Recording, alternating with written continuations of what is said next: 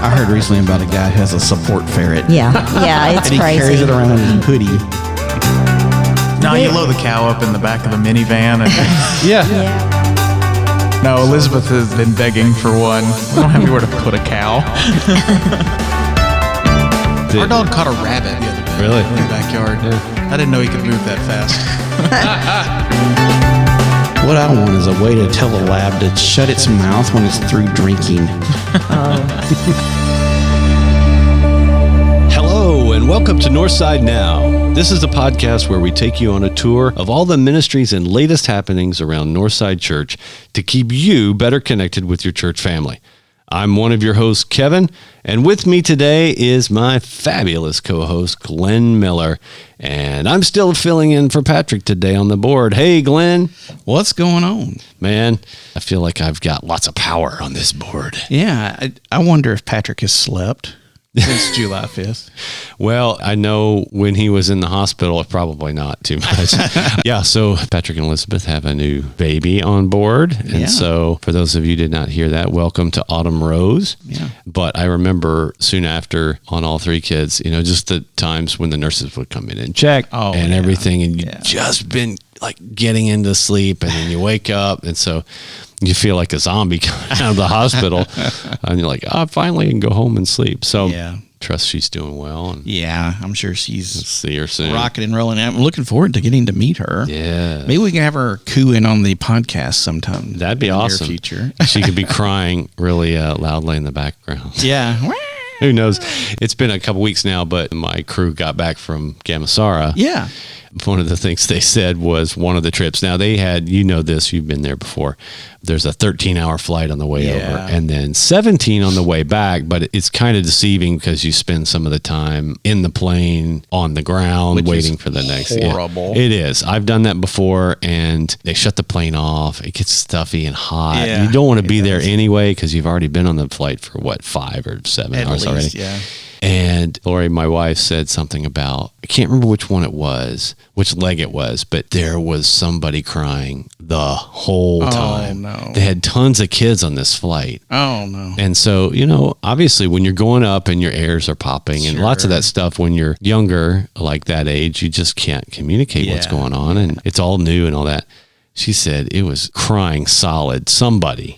There was never not a kid crying. And that, oh my goodness. Talk about patience. My goodness. That is one of the worst things ever when you hear that. As a parent, you're just losing your stuff because. Well, dude, I've done that before where we've had kids, you know, a couple of times. And it's like, please don't cry. Please don't be that kid, you know. Yeah. And you're trying everything you can. Yeah. And nothing seems to work. All the Benadryl. And you feel like every eye is judging you. Oh, yeah. That is exactly right. Hang in there, mamas. It's not that bad in daddies. It's, we're really not, at least I'm speaking for myself, I'm not judging you at all. I totally have been in that position and I understand how difficult it is. But nonetheless, I mean, even as a parent, when that happened, I was like, oh, please stop. You know, it's tough. It's hard. It's hard. We are looking forward to it. I know we have soon coming up on the podcast, That's right. Daphne, and she's going to be coming to talk about some other stuff, but she'll give us some updates on what all happened on the trip to Gamasara in Africa. And I'm looking forward to, hopefully we can get some of the others that were on the trip as well, especially if they went for the first time, like Janae or Ben Fisher or something like that, to come and chat about their experience. Because we talked about, if you remember those listening, what was it, almost half of the group had never been before. Yeah. Which is always awesome. I mean, it's great to have folks that have been there, know the ropes, know all that stuff, and you could not have a trip like that without that. No. But it is fun, especially as either people that have never been before or people that have, to watch how that unfolds with the people that it's a brand new experience. And some, it was the first time out of the country. Yeah. At all. And to go out of the country and to see. That's a big one. That's a big one. That's a big trip to do your first time. But well, even on this trip, because I think there's 5 flights involved. A lot of hops. You're in different countries, and so you're seeing a lot of different people from all over the world, right? That don't just always happen through Jackson, Tennessee. Oh man! And so when you're just exposed to a different life all the way through the whole process. Yeah, and I know speaking with my daughter about, you have a mountaintop experience. Yeah. In my life, I've talked about this a lot, whether it's camp or in the United States mission trip or a week, or recently, this summer we had youth musical. Yeah. Anytime where you have a real intense period of connection with people, this could happen with family, it could happen with friends and whatnot. Especially when God's involved intentionally, it's hard to come off that mountain. It is. You just want to stay there. You want to be in the presence. You want to just live in that moment. Yeah.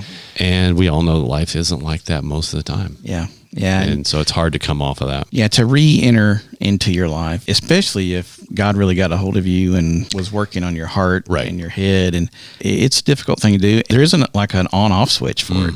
It's kind of like grieving, or this processes that you go through where you might be just going down the road 2 weeks later and all of a sudden a smell bang, and you're like, you start thinking back and remembering, and it's an experience that is life changing. Yeah. I told Janae before she left, I was able to talk to her just a moment, and I said, well, this will be the last time I talk to you the way you are now. And she was kind of like, I said, you'll come back different. Yeah. I'm excited. I haven't been home long. And as we're recording this right here, I haven't had a chance to talk to her at all. And so I'm looking forward to her and Ellie specifically, because they're in the youth group. Yep. And 2 of our youth that went to get their experiences. Well, I think that's so true. Exciting. I think that you hopefully go with the spirit of being open to learn new things. And when you do, it changes your perspective forever. And I've traveled, had the blessing to really travel a little bit overseas, not like, maybe a missionary or someone has business over there a lot, but I always find myself when I come home I'm glad to be home. Oh yeah. For sure. There's things that I've missed. And some of it is things I've missed about the United States. Yeah. Some of the privileges we have, some of the things that some of them are creature comforts, but I do come back sometimes and think, or I'll see something in an airport or something and think, you just don't really get the way the rest of the world works. Yeah. Yeah. And I hope that my experiences overseas help shape my character so that I'm a little more respectful of people. Exactly. That I understand that, not everybody I meet is like me or comes from the same place. Try and focus on the things we do have in common instead of the things that are different about us. And hopefully that's what you gain when you travel overseas. You hopefully have a respect that God is the creator of all of us. We're all image bearers for him. Yeah. And how can you find the commonality in people as opposed to what's different? Yeah. Yeah. There is nothing like traveling internationally and coming back home and seeing that red, white, and blue flag. Yeah. And having that TSA agent go, welcome home, Mr. Miller. Because that's what they say. They said, welcome home, Mr. Miller. And they're checking your passport, and you're just like, that's a great feeling. It's a great feeling. It's like, absolutely. And then when you get home, if you have a pet, they are there jumping up and down like you haven't seen them in forever. That's right. And so that's always cool. And today we have on the podcast, we have Lee Russell, who is part of the dynamic duo of pet care here in Northside with her husband, Jim. And she's going to be talking about summertime pet care. I'm really excited about this one because we're going to learn some things today. I got a feeling we need to know. Yeah, I've got a couple of questions to ask too, specifically around, we don't have a pet currently. The last thing we had were tropical fish. Oh, yeah. That sadly for me ended earlier this year, but it was just one of those things. It was too hard to do.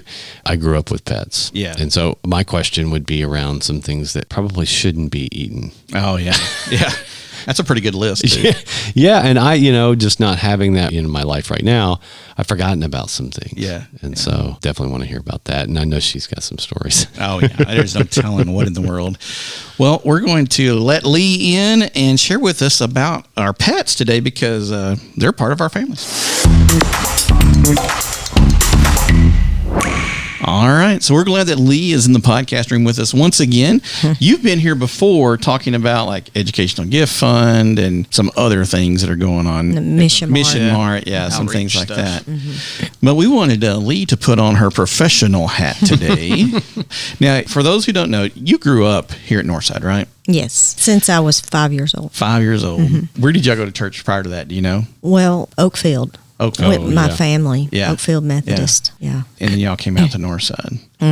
Was it on this property or was it still across the road? Yeah, it was here. It was here on this property. In the chapel? That was cool. Yeah. Do you remember there used to be outbuildings, like portable buildings? Yes, the trailers. Yeah. Were you? I'm old enough to remember those.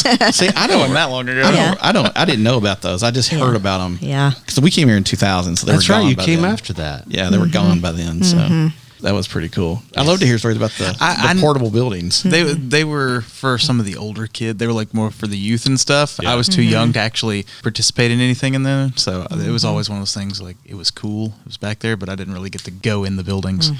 So were you a youth in the portables? Or did they even have those yet when you were a youth? No, they didn't have them then. That'd be cool though. So you've seen this property change a lot yes. over the years. Yes, That's I pretty remember cool. the fellowship hall and Right. Yeah, I remember the fellowship hall. It was a good fellowship. It reminded me of every little old church I'd ever been in my life. It was perfect. Pretty similar. Yeah. yeah. Bad thing was that big tree. It was too bad. There was something we could have kept that tree and just built a building around it.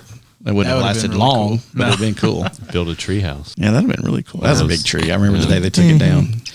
Well, cool. So you grew up here at Northside, decided you wanted to go off to college and be a vet. Did you go to school wanting to be a vet? Was that the plan all along? Yes, that was. Cool. And so you went to UT, right? So I went to UT, and they have had a program. I think they still do a 3-in-1 program, whereas after 3 years, if you get accepted, you can go into vet school.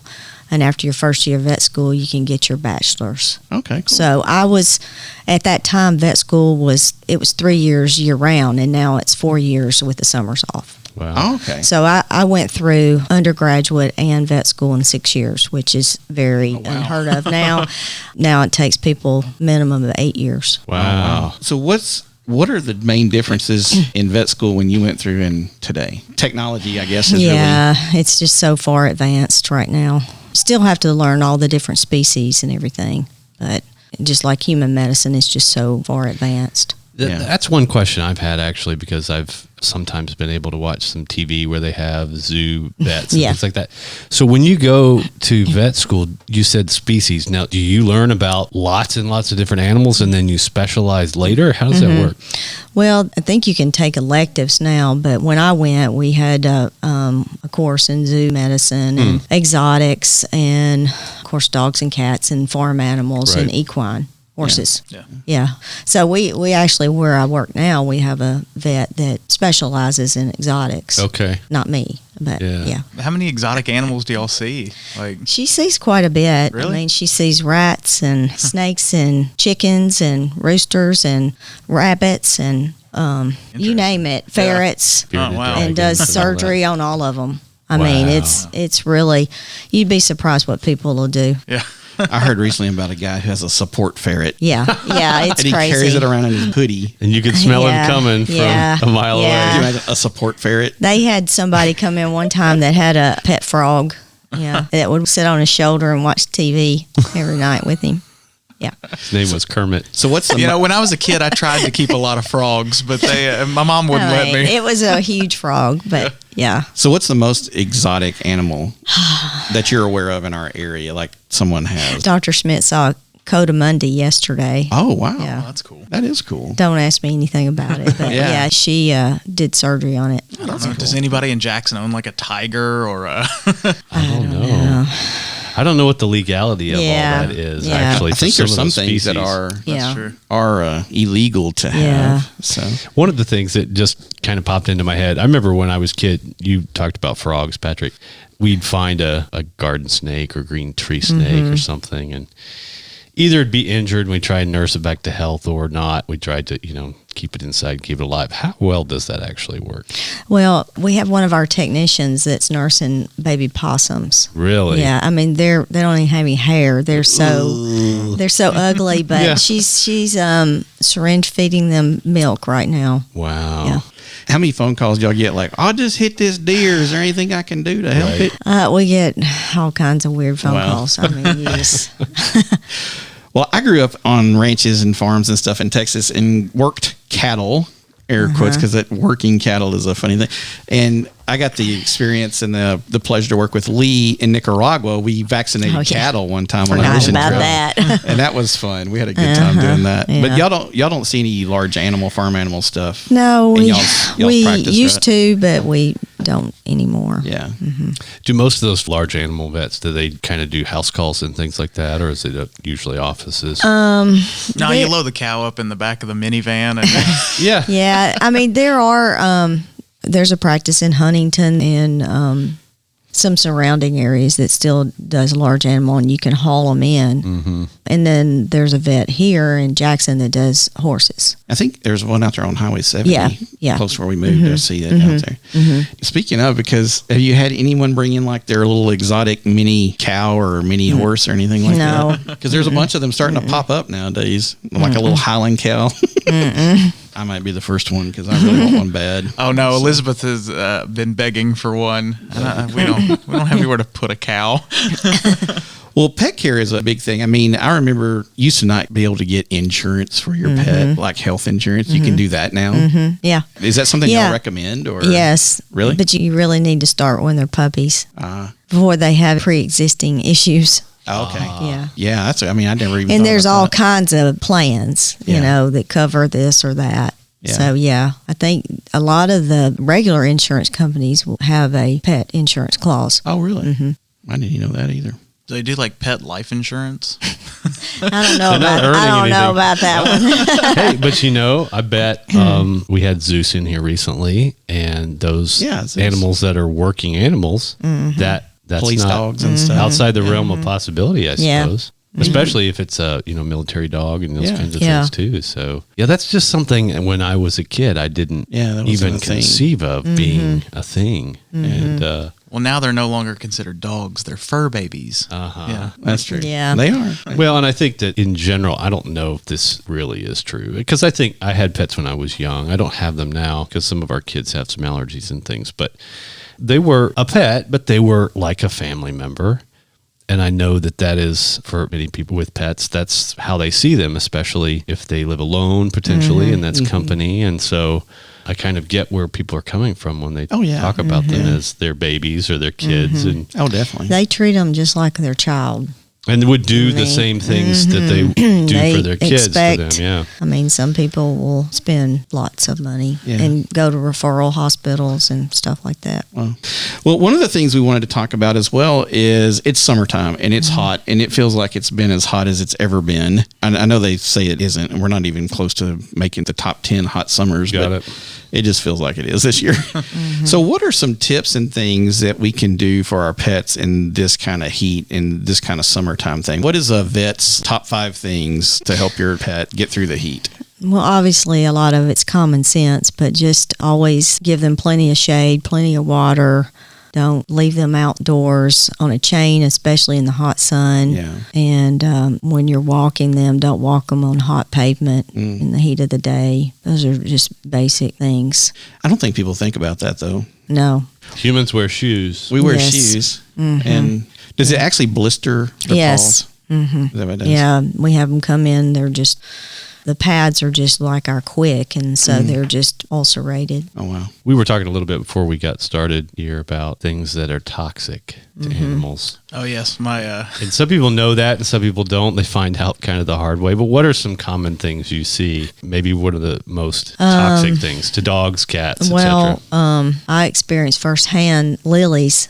Lilies are very toxic, and Oh. you know, a lot of lilies are in your just everyday flower arrangement. Right. And I had a cat named Harry, and he ate some lilies, and it damaged his kidneys. Wow. So And poinsettias are too, aren't they? poinsettias, different plants cause different things. Some of them will cause GI problems and ulcerations and stuff like that. Grapes is another one. Grapes is highly toxic, and that can cause kidney issues. yeah, that's what started it. My mother's dog Baxter. If anyone knows Baxter got hold of a grape, so we ended up having to give him some hydrogen peroxide to Yeah. make him throw it out. So what? Will you just force some hydrogen peroxide down a throat and Yeah, like, you give them so much according to however much they weigh, and I mean it's not anything specific, but just a little bit. Baxter weighed about 15 pounds. I can't Maybe, remember. yeah. We told them to give Baxter a tablespoon every 10 minutes or so until he threw up. It just took one. So Yeah. will one grape do Well, much damage? one or- grape I wasn't really concerned about, but just to be on the safe side. Another thing is chocolate. Yeah. Chocolate, especially dark chocolate, the baking chips are real bad. Oh, really? Mm-hmm. Sprinter, we had a little Sheltie, and that thing was a chocolate hound. He could find it, sniff it out of anything, and he would get into it occasionally. And around Halloween, the girls would forget when they were smaller, and he would find that chocolate, and he could unwrap it. I mean, like a Hershey's Kiss, he could unwrap the entire wrapper, would not tear any of the papers. It was the most amazing thing I've ever seen. But he loved it. How he didn't die is amazing. I mean, seriously, he must have probably made himself throw up or something. I don't know, but how he didn't die from all the chocolate he ate. And we really did try to keep it from him, but he could hunt it down. Well, one other thing, dogs love to get in the garbage, and I can tell you how many dogs have gotten in the garbage and eaten this, that, and the other. My previous dog, I had to do surgery on him 4 times for eating trash and all kinds of stuff. Certain dogs are bad about that, golden retrievers, labs, but you just have to be careful. Toys, they'll eat toys.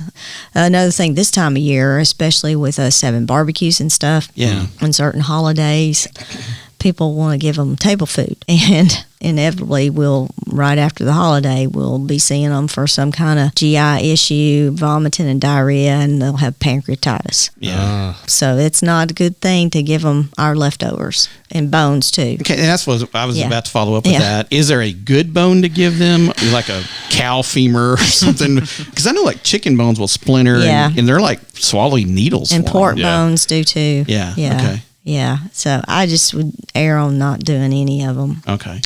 Well, my parents have a puppy, and it's a mix between pit bull and a lot of stuff, but it chews everything. It swallowed blue surgical gloves, eating pieces of plastic, all kinds of things. And they're watching to make sure it actually comes through. But when you have a puppy that wants to chew everything, it's really hard, especially if they're mostly an outdoor dog that gets a hold of frogs and stuff.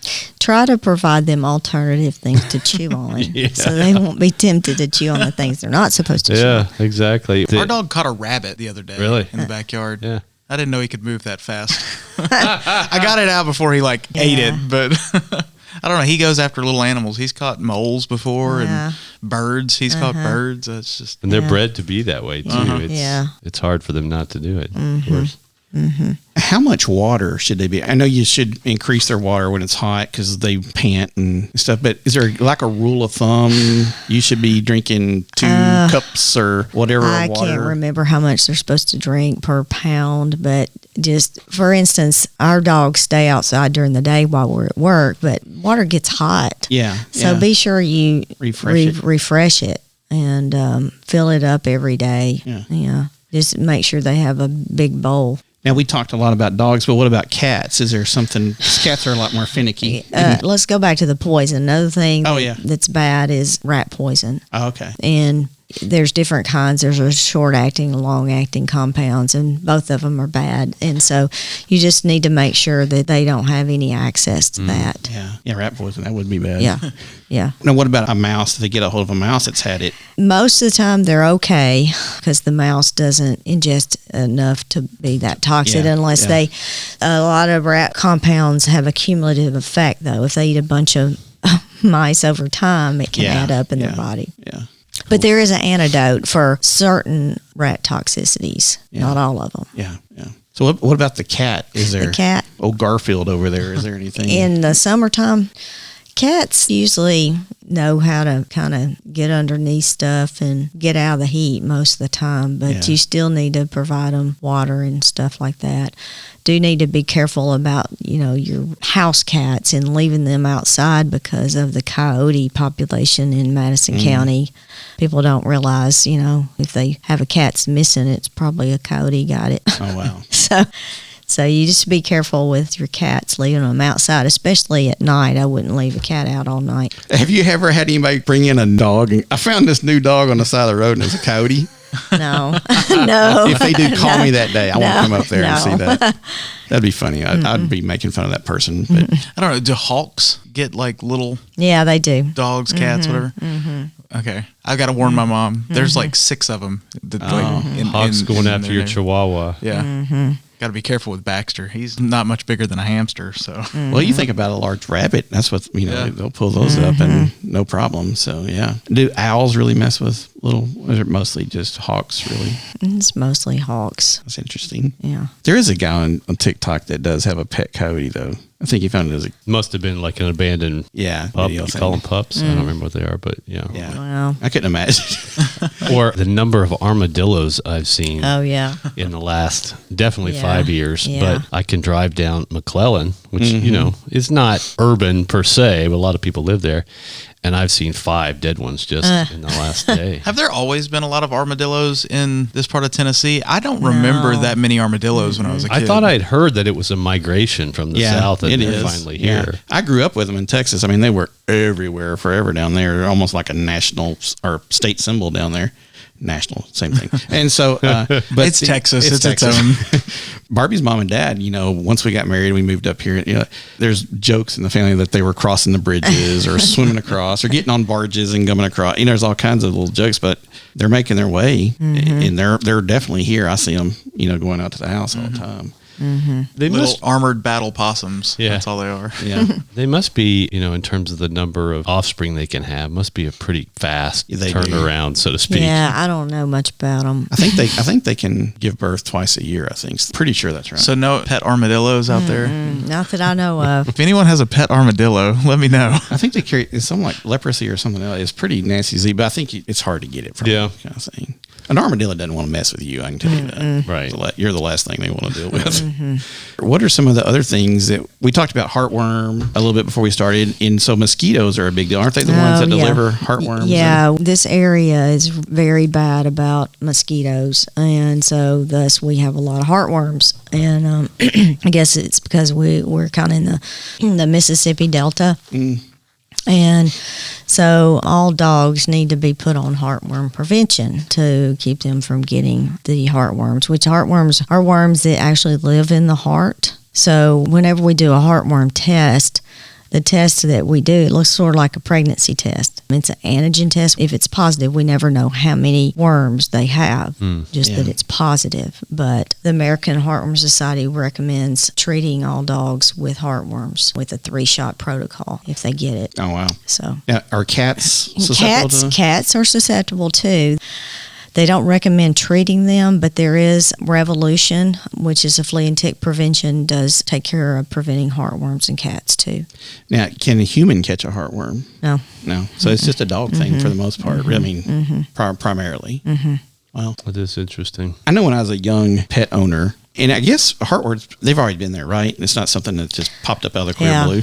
Yeah. But you didn't really hear about them as No. much, or you know, I know this because of a lot of medical research that they found them. So we didn't always put our dogs on preventative and stuff. And then we had a dog who got heartworms, and you never want to do that. So, because that was tough. You know, it's tough to get rid of them and everything. And we finally did. But I think the dog was a little bit affected. I mean, they never were the same, I don't think. So now we do. You know, Chief had to go this past week and pick his up from the clinic, and he loves those things, man. Yeah. He gobbles those down. There's all different forms. There's the chewable pills. There's the regular pills. There's a shot that lasts 6 months. So for people that can't remember, to give their dog a pill once a month.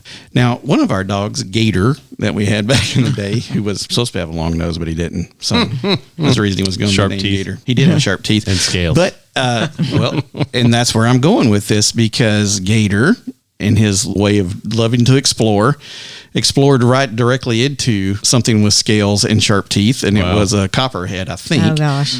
And he got popped on the nose, and I mean, his head swelled up like a basketball immediately. And so we called, I don't know, the gym or some. We called a vet. I don't remember who it was. It was right after we moved here to Tennessee, and so our dog just got popped on the nose. You could easily see the fang marks, and they said first take its collar off, which was wise. I didn't think about it, because if his head swells enough, it could choke him. And 2, just give him an antihistamine or bring him to me, and I'll do that. And so Barbie gave enough antihistamine. That dog was comatose for 3 days. But he turned out fine. I mean, when it warms up, that's something else our pets are going to run into out there in the yard. We don't know where they're all at. So. Yeah. And Is that I saw the best one protocol to do? swimming through Pickwick the other day, too. Oh, really? just in a cove. Swimming It was there. bad. Yeah. So is that the best thing if you Well, know your dog's gotten bit is to get them? Yeah, it depending on where they get bit, around the face area is the worst, or sometimes the leg because the blood supply is not as good. It can be bad too, and it's best to get them in pretty quickly. Yeah. Yeah, I remember my parents' dog years ago was a little rat terrier, and he loved to get all over the place. And so he'd get into it with animals that would scratch him up, and whether it was coyotes or not, that can slice open things and need surgery, and not to mention all of the poison-related things. Yeah. So it's when you have your pets outdoors, that's a possibility, especially if you live on land that's hard to. You can't put invisible collars around 10 acres, or, whatever, something like that. And so that was hard to do. I remember several times when we had to go in and have an overnight stay and get help. The pet emergency clinic's got Antivenom. Oh, okay. If anybody, needs it. I mean, they say we have rattlesnakes in the area. I haven't treated one yet. Yeah. Well, say, and frogs, I think, are frogs. Frogs can be really, really bad. Yeah. They can mess a dog up. Poisonous. Yeah, I saw that firsthand, and just like to catch them and play with them even. Yeah. But then the secretion they swallow, and bad. Yeah. It's bad. Yeah. And what about that nightmarish little fuzzy animal out there that we're afraid our dog is going to run into? The skunk. Oh. Pepe Le Pew. We had that firsthand about a month ago with our dog Wiley. Oh, wow. Yeah. It was about dusk, and Jim was on the four-wheeler, and he couldn't get her away, and she got sprayed right in the face. Oh, Is the old tomato juice No, the tomato juice is not what you're supposed to do. You're not supposed to wet them down because that activates all the smell. So you're supposed to do peroxide, either dishwashing liquid or the dish detergent and baking soda, and mix all those together as a paste, and then kind of put it on them and wait about 10 minutes and then wash them. Well, I've learned something because I would have done something very bad. Because I believe the old wives' tale, I guess. Yeah. So just get my bath in And tomato juice. that did help. Now, anytime we wash her face area, she still smells like skunk. I think it's all in her mouth. Oh. It needs some That's doggy bad. mouthwash or something. It's a very distinctive smell. It is, yeah. Now, you brought up something, you just said something. What about brushing dogs' teeth? Oh, yes. I do a lot of dentals at work, so it's very important for you to try to brush your dog's teeth to prevent issues.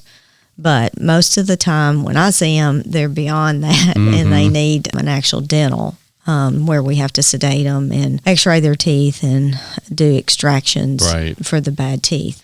And then after that's done, then you can brush their teeth. Dogs have 42 teeth. Sometimes I've had to pull 20-something at one time because they're so bad. Do they make like a specific dog toothpaste? Yeah. They Yeah, do? don't use people toothpaste. Okay. It's an enzymatic toothpaste. It breaks down their bacteria. They have chicken flavor, vanilla flavor. Dogs prefer chicken. Okay. Yeah. Now, over time, because I'm asking this because it's kind of along with this teeth thing and chewing and the bones and stuff we talked about.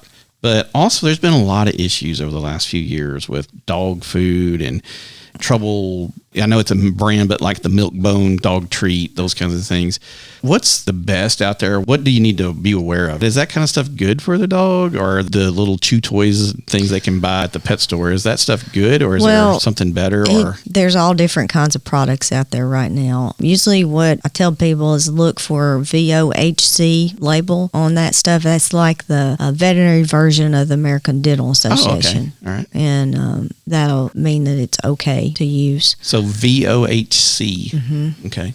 And what about that is good? I mean, obviously, I've always heard chew on things does it help clean it? Yeah. You don't need to give your dogs things that are real hard because a lot of times it needs to have a little bit of give to it because if it's too hard, we've seen dogs that have fractured their teeth.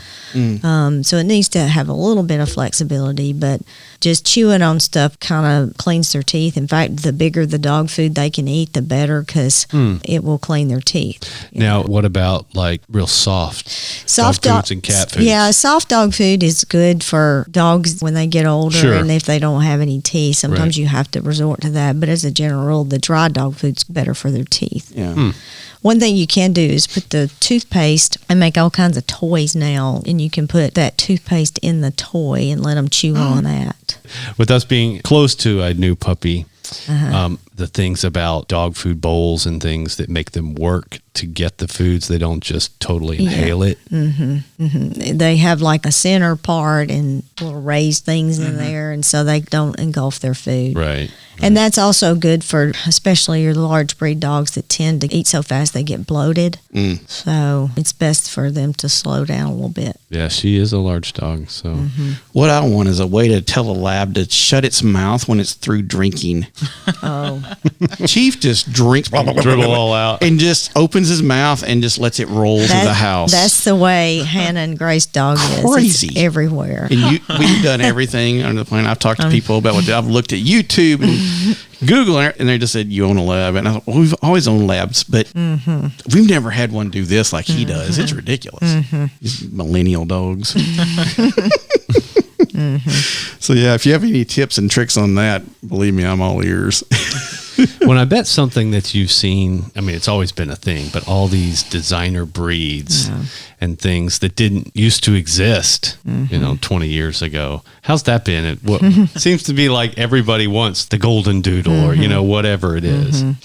Anything with the poodle in it, people are wanting it because they don't shed. And so I've got 2 golden doodles, but I got mine a little while back, but it's gotten ridiculous. There's a lot of backyard breeders now, and so you just need to be careful what you're getting. Yeah. Well, do they come with susceptibility for more disease or joint problems or things like that? Each breed has their own little issue, but with all these little designer breeds, there's the mini, the medium, and then the regular size. Right. The minis usually have more issues. Really? Because I remember hearing about the large dogs with joint issues and Heart problems. having that kind of stuff, but I don't have pets right now, but I see it all the time. Yeah. There's the golden doodle, the Aussie doodle, the Burma doodle. Well, every year when I see the Westminster Dog Show, it seems like there's a new category. So I'm just like, I don't know. I'd have the Oodle Dog Show. The Oodles of Dogs Show. Now, speaking of the breeds and stuff, Smokey, the Blue tick hound. the blue tick hound. Are there many of those running around here anymore? We don't see too many. And what about Irish setters? Do you see? No. You know, when I was growing up, you see like it was either a collie or an Irish setter who was the hero dog in books and stuff. You know. Well, you have TV shows about them. But what happened to the Irish setter? It seemed like they were like the most popular dog for a while. Well, they're not real bright. Oh, Yeah. dumb dog. Yeah. No, I don't want to offend anybody. Perfect for Glenn. But Yeah, I need that. That's what I need. But each dog has their issues, so there's no perfect dog. Yeah, I like the Irish setters. They were They're pretty. they're very pretty. Yeah. But we don't see too many of them. Does West Tennessee, Madison County? I mean, I know y'all have people come in. Do you pretty well see like the most popular breeds, like labs, golden retrievers, pit bulls? By I guess, by far, I see more golden doodles than anything. Oh, wow. Really? By far, Wow. I would not have guessed. by far. I typically think, like golden retriever or a Labrador, Then they used to say, 2.4 kids and a dog, but now it's just 2.4 kids and a golden doodle. and a golden doodle. Or 1 kid and 2 dogs. Yeah. Well, now, what about just regular poodles? You see a poodle anymore? Just a regular poodle? Not very often. See? Now, there was a friend of mine that grew up across the street from us, or from my grandparents, and she had standard poodles, the old-fashioned big Standard ones. poodles are really good dogs. And they were cool. And I didn't know they were hunting dogs. I thought they were just, like fancy, but they're actually hunting dogs. They were used as hunting dogs back in the day. But breeding a standard poodle to a golden retriever, you've got some good traits there. Yeah. Speaking of hunting dogs, and you may know this because I'm not as much in the hunting community, but is that still really popular, especially when you go duck hunting and things to Have a breed dog. dogs or raccoon hunting? I don't know how much of that's around here still. Of course, all the duck hunters in West Tennessee, they're labs and they use everything, golden retriever. They use all kinds of stuff. Yeah. German Shorthairs, all kinds of things. There's a lot of coon hunting around the river. I know Decatur County still has that largest coon hunt every year and do that. And then in Grand Junction with the Bird Dog Museum and stuff down there, there's a lot of pointers and things down that way. Do y'all ever see any of those dogs come up? We see some German Shorthair, but I haven't seen a pointer in a while. Well, if you've never been to Grand Junction and you're listening to this, you need to go down to the Bird Dog Museum in Grand Junction. It is the only thing there, I think, because it is a spot in the road. But there's more money in that one building than probably half of West Tennessee altogether. Wow. They've got some incredible statues and pictures and beautiful deals of dogs down there. It's a neat place to go visit. It's one of those little hidden places that's around us. But yeah, there's a lot of hunting dogs still. There used to be way more quail hunting and stuff like that in this area, but fire ants and habitat stuff has really messed up the quail over the last several years. We see a lot of pit bulls too, and they get a bad rap, but most of them are really nice. Every pit bull I've ever been around personally is like a big old teddy bear kind of dog. I'm sure, I know there's mean ones. A lot of it's how you raise them. Yeah. Right. Yeah. That's true for humans too. Yeah. And more people are getting German Shepherds for some reason. Really? I don't really know why. Is it because that they've seen them as the military dogs? I and guess kind of that been hero movie dogs? that was out recently, maybe that was it. I don't know. I was telling someone last night, I want a Belgian Malinois or a German Shepherd. No, but I'm please, too old. I'm too old for it. So why don't... It takes a lot of energy. I know of a couple of my friends, one of them has a German Shepherd, one of them wants a German Shepherd, but what is it about German Shepherds that we...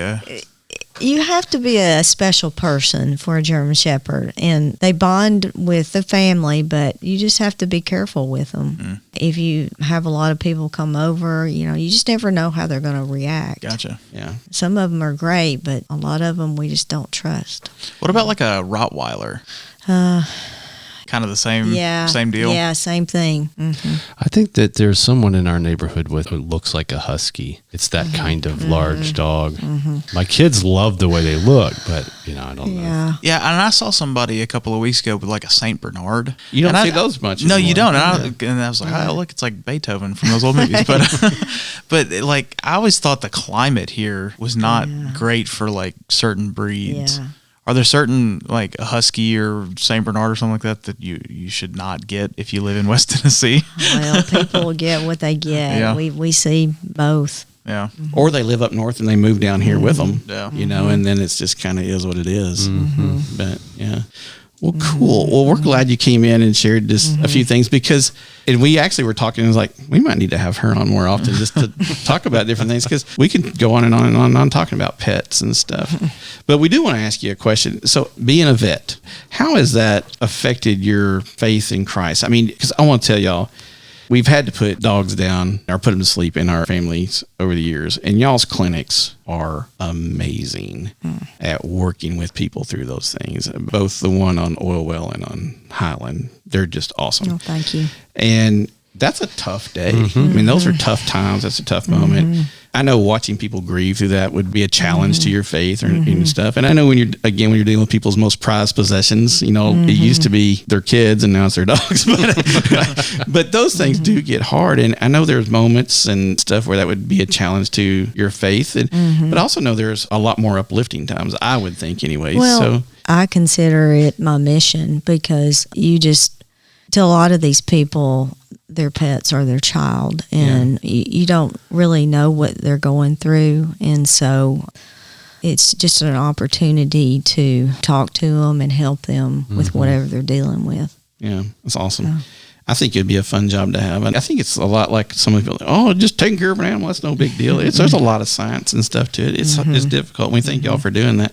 I do have one last question before we leave. Has the spay and neutering campaigns from the last several decades, have those really worked? And are those animal populations staying okay, or are they kind of still out of control? Well, I'd have to talk to the animal care center, but I think it's getting better. Yeah. I mean, more people are doing that. A lot of the rescue places are shipping the animals up north, too, because the people here don't want them. Yeah. I don't know, but there are several rescue organizations. Wow. Well, thanks for what y'all do, because it's an important thing, and it's taking care of members of our families. Right. So thanks for coming in, Lee. And well, thank you. maybe we need a podcast mascot animal. I'd be down. Let's You want to be the mascot? No, I'm down for that idea. Like we can, I don't know. Yeah. Should we do some sort of like a listener poll kind of a thing? I think we should. Sure. Yeah. What should the podcast mascot be? Let us know. Send us an email. It has to be an animal that we can have here with us doing podcasts with us. That's true. Ooh. So that'd be cool. Okay. We'll work on that. And maybe it doesn't need to be a poo or a doodle or any of those things. Right. Just a good old fashioned dog. Or a miniature cow. That.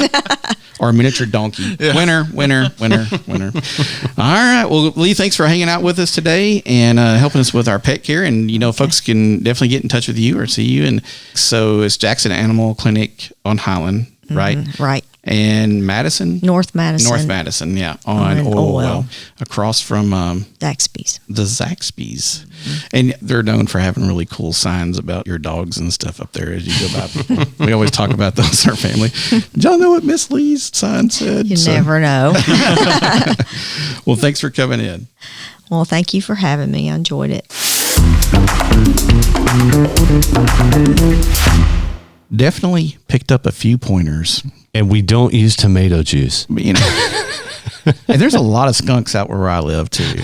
And it's like, I'm just waiting for the day that Chief comes in and is sprayed. Yeah. I remember my parents' dog had that a couple of times. And I never knew about the whole hydrogen peroxide thing. Me either. Patrick was, when we recorded Lee, he was here. And so he knew about that. Yeah. And that was news to me. And so I didn't know that. Yeah.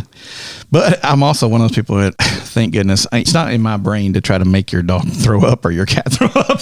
So I'm like, well, whatever I can do to prevent that. I mean, it feels like cats normally do that anyway. So I'm just not worried about it. But yeah. Well, it is awesome to have someone who knows so much in our church. Yeah. To have her and Jim with us is a blessing. I know they helped us a lot. And one of the things we didn't really talk about a whole lot, but I know that she and Jim do is surgery. Oh, yeah. We didn't talk about that as much. Yeah. So from setting bones to doing other stuff. Yeah. And that's fascinating to me. It's maybe, some of the stuff is a little intense in terms of what you talk about and guts and things, but they do a lot of that. And I know we touched on the fact that especially in animal care, there's a lot more available now as we I don't want this to sound negative because I don't really mean it that way, but humanize our pets. And so bring the level of healthcare to more of a human standard than a pet standard. A lot's available that didn't used to be available a long time ago for most insurance. People. Yeah, exactly. Exactly. Insurance for your pet. Yeah. And I totally get a pet is a part of your family. And the healthcare of a pet is expensive. Yeah, it is. It is. So that was fascinating to me. And I got to figure out a way to brush Chief's teeth without and depending on a toothbrush. I was going to say, and depending on the dog, there's a lot of teeth in there and they're kind of sharp and you just got to. Well, and it's funny you were talking about surgery, and I remember hearing stories out in the country. And, so-and-so, you'd cut your hand or get a gash or something, and the vet could put stitches in you. Take care of it for you. Yeah, and that's not an abnormal thing from the rural life that I grew up in. Right. Hearing about vets doing that for people, And when it comes to large animals, especially you talk to any farmer, that's big business. Oh, totally. When it comes to, we talked about AI a few weeks ago, and Patrick said, well, don't use AI, or Elizabeth said, I guess, Patrick's wife. AI means something different when you're talking about cattle and whatnot, but artificial insemination and making sure the gene pool is kept stable and all that stuff is big time business. Oh, it's huge. And it has a direct impact on our food supply. Yeah. And of course, all kinds of breeding and focusing on gene traits and things to develop cows with various different benefits versus other breeds is something that is a big part of science. Yeah. And speaking of that, you mentioned that, and I want to ask Lee about this sometime too. Well, I'd like for her to research it for us. There are people who are growing meat by cellular development. Oh, really? Like this is a new kind of science, and I say it's new, at least I've just now hearing about it, and they were saying it was fairly new. Where they're actually trying to grow like a steak. They're not going to grow the cow. They're going to grow the actual cut of meat. That's very sciencey. It does feel I'm very not out sure there. how that works, but they were talking about the ethics of all that when they start talking about that, and is it right for humans and good for them? And I think there's some people who want to get to a point where Betsy, your cow, would be your pet, and nobody wants to eat their pet. I know that's been something going back on the farm forever, and part of it was necessity, but there will be no Betsy's in the future. Right? They're playing with the deal of have your little home starter kit for T-bones. It's like a mushroom kit. Yeah. You kind of put it under your sink for a while, and it pops out a steak. It pops out a chicken. And so I guess that will mess up that whole question of what comes first, the chicken or the egg. But man, that's some real hardcore sciencey stuff. And where does the ethics and all that fall? And I'm sure that veterinarians are going to be some of the people that are tasked to discuss and talk about all that stuff. And I think it would be fascinating to talk to potentially somebody in agriculture too, because I've wondered this when it comes to our health. We've talked before, we don't really necessarily know what the long-term impact of plastic is. Yeah. We know there's microplastics today in our air, in our blood. In the dirt, for sure, all that kind of stuff. So that's an impact. But what about genetically modified things? You see GMO-free stuff all the time. And it's, of course, a big craze. No GMOs for those folks that are maybe super health conscious, or maybe it's trendy in that part of the country, wherever they live, whatever. And it's I think probably big business too. Yeah. You've the whole organic trend. Mm-hmm. And I'm not saying any of those are necessarily bad or good, but is there any impact of genetically modified grains and things like that are bred so that they can be harvested and have a better shelf life and all those kinds of things, which seem positive on the surface? Yeah. But what impact does that have on the human body? Well, we don't have enough time to go into in my personal. I believe it really does have an impact on the body, but I'm not real sure. Because when I used to train people, I would tell you need to drink water. Right. God created Adam and Eve, and He didn't put a Diet Coke machine in the middle of the garden. There was water, and that's what they worked off of. And I think it'd be a fascinating conversation. Yeah. And I think that obviously there's tons of people with different opinions on it. Sure, exactly. But I think it would be a cool conversation to talk to, from a farming perspective and from maybe a nutrition perspective too. Well, if you're out there listening to this and someone in our congregation or someone in the community that knows a little bit more about this than we do, we would definitely love to have them in and have this conversation. So reach out to us and let us know. Yeah. Speaking of that too, we've talked about getting feedback from people or people emailing the podcast at northsidejackson.com email address. And what we're really thinking about too would be maybe submitting show ideas or story ideas or a book that you've read that's really impactful. Mm-hmm. We have the upcoming opportunity in the year coming ahead to potentially talk to some authors, to interview folks that may not be a part of our congregation, but have a connection or someone in the congregation has an interest in that. So we're looking for even things like that. That we could have conversation with. I know coming up in the fall, we may have an opportunity to talk to some folks in connection with some events at the church, whether it be women leaders in Christianity or whatever it may be. And so I would be really excited to have conversations with folks like that. We have the ability to do it technology-wise. And we wouldn't necessarily have to travel to wherever they live. Unless they live in the Bahamas, then we'll be glad to go down. And I think we would have to travel. I think we would. I think that's a requirement. I've heard technology doesn't work as well down there. That's right. But that's the kind of thing we're talking about. I mean, it doesn't necessarily have to be, what do you think about this passage in Romans 8:29? Yeah, exactly. We'd love to have those questions too, but it could be something as simple as an author that we really love. It really is important to them, and we can have a conversation around it. Yeah. Looking forward to that. So reach out to us, and Kevin and I both have had a few people recently talk to us about you're listening to the show while you're walking and or you're doing yard work or something like that, and you're loving it. And so thank you for letting us know, but keep reaching out to us because it makes us excited to know that people are listening like that, and that what we're talking about and the people we're having in, matter to you and make a difference. And you're like, oh, I'm so glad that I learned about that. I mean, it's just fun for us to have the conversation. Yeah. So, and I've learned so much with all the guests we've had on, both in the church and, whatever. So we love doing it that way, but to hear that it's relevant for you is what's really important. Well, we do have just a few things now. We're kind of in the middle of July. We have a few things we're starting to chat about August and some things in the fall. But remember that no Wednesday night activities still through the rest of July. And so that's really only a couple more weeks. August 7th is Promotion Sunday. So that's when all the kids will move up in Sunday school to their new classes. The new sixth graders will come over to the gym for Sunday school, or Connect groups is what we're calling them now too. Yeah. And so there'll be some new stuff there as well. August 4th, if you're a part of the greeters or staff or anyone that helps Sunday mornings, Connect with Northside. Talk to your ministry leader about whether or not you should come to this. But August 4th at 6:30, Pastor Gary has put together a run, hide, fight training for Northside in Hope Hall.